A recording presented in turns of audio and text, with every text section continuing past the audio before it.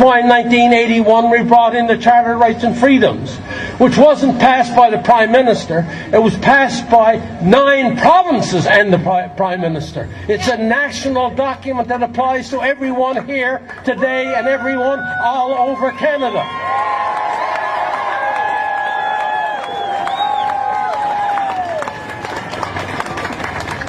So understand, except for the creation of the country in 1867, the Charter of Rights and Freedoms is by far the most important document in the history of our country, since we were a country. It is the most important one, because it applies to you and me equally.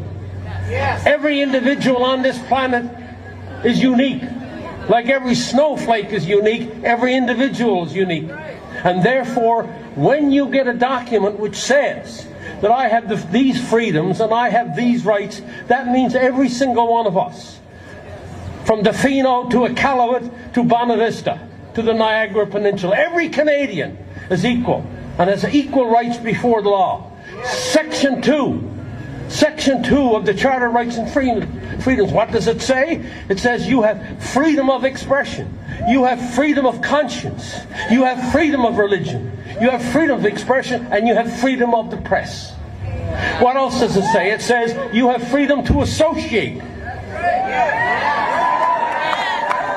You have freedom to assemble.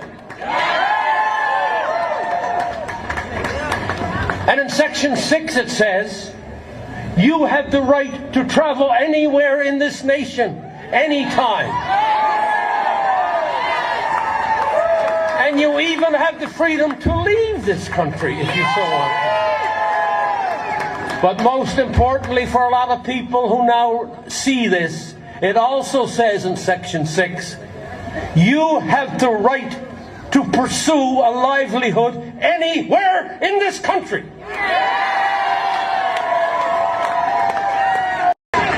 You have the right to pursue a livelihood anywhere in this country, and they are taking jobs away, inside the government and outside the government, and threatening others of their jobs.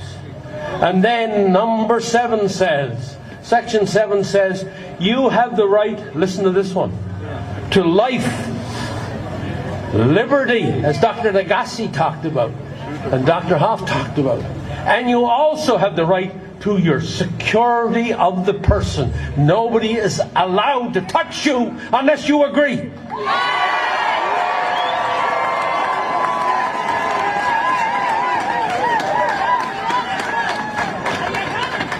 And then Section 15 says, to top it all off, we weren't satisfied with those 3. We topped it off by saying every person in Canada is equal before the law.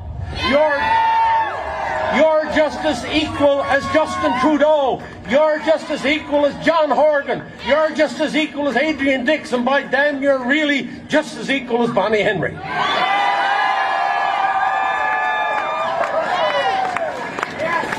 You don't have to take a back seat to anybody.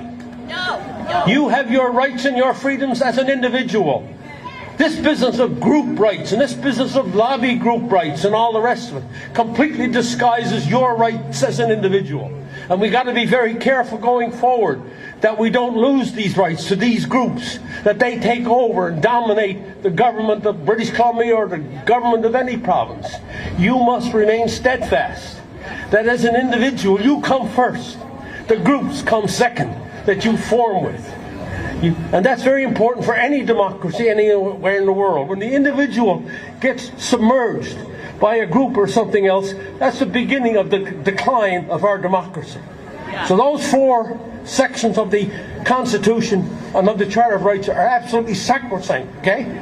And then we've got people out there who are trying to say to me and to others, somehow Section 1 of the Constitution, I know it's cool, I know it's getting evening, but you got to listen to this.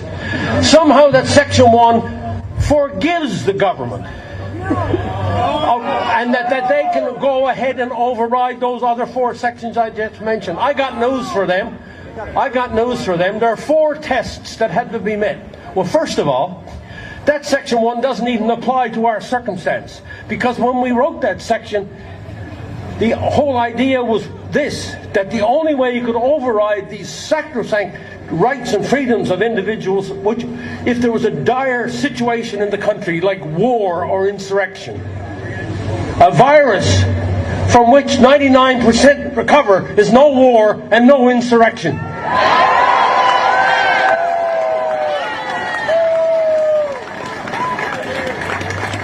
And then if you tried to, even if you tried to make it, if you tried to squeeze it to apply, if you tried to bend it to make it try to apply to this circumstance, what did you have to do? You had to do 4 things. You had to do 4 things. Number 1, justify? No, that wasn't heavy enough. Demonstrably justify what you're doing. Demonstrably justify what you're doing, okay? Okay, is that all? No. You have to demonstrably justify that by law.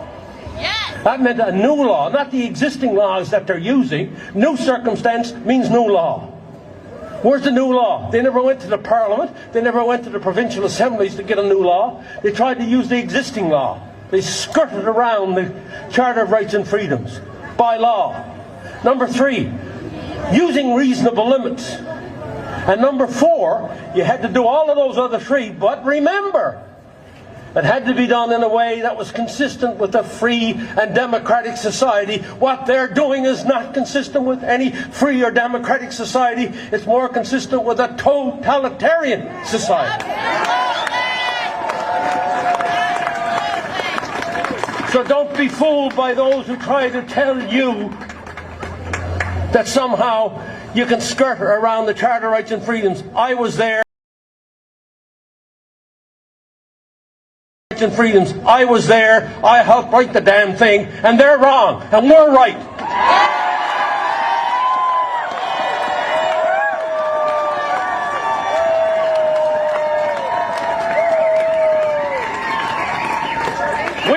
We didn't wait from 1867 to 1981 to now 2021 to see all of our rights suddenly wiped out for callous and powerful reasons by those who forget from whence they came.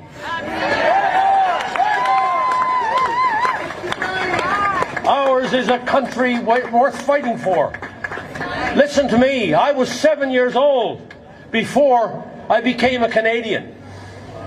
I wasn't born a Canadian, but I can tell you right now, I'm a Canadian now, and I want to defend what we've had and what we know we can continue to have in this country.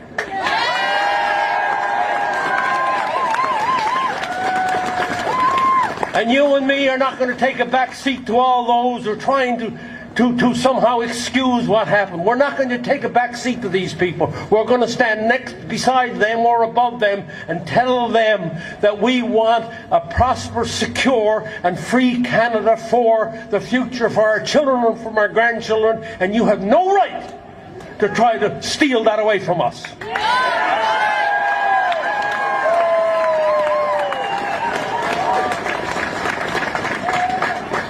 From Tofino to Iqaluit to Bonavista to Niagara Peninsula, we must become united as Canadians, as free Canadians, understanding our history, understanding the history of our planet, and put that all in context for tomorrow, so that we can be a proud, free country in the northern part of North America. We're not going away, Mr. Horgan. We're not going away, Mr. Trudeau. We're going to stand and be counted, and to make sure that we restore the Charter of Rights and Freedoms, which everybody fought so hard to get. Stay around. Thank you for coming.